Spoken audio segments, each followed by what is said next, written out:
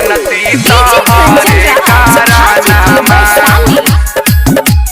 तोहरे कारनामा। Singing by आजाद आर्या।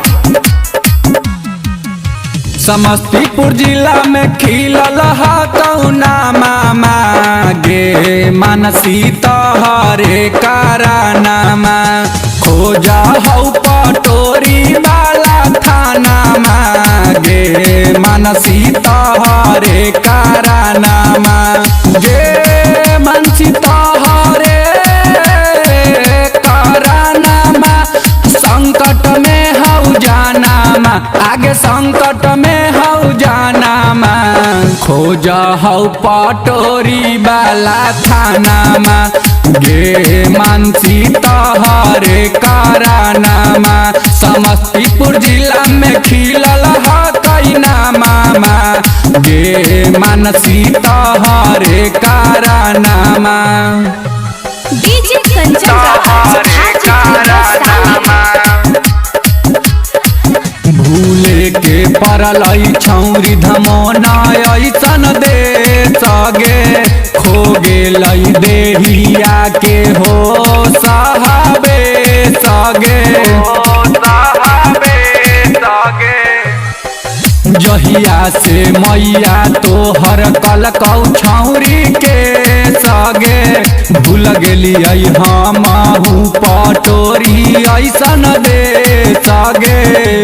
मानसी खाई बौजा हरावा गे छौरी गिरई है नहीं लोरावा गिरई है नहीं लोरावा गे छौरी तोहरे कारनामा। खोजा है महनारा वाला थानामा गे मानसी तोहरे कारनामा।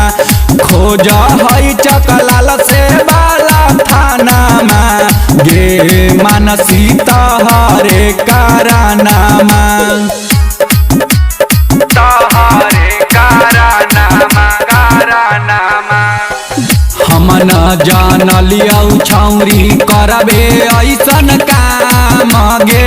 हमरे से खिलल ह कौ छौरी तोहर नाम गे। छौरी तोहर नाम गे। तोहरे चक्कर में आजाद भेलै बदनाम गे। सोचले न रही कबो करबे ऐसन काम गे। छौरी कुना दान धमोनिया बनैतौ तोरा कनिया बनैतौ तोरा कनिया गे छौरी तोहरे कारनामा।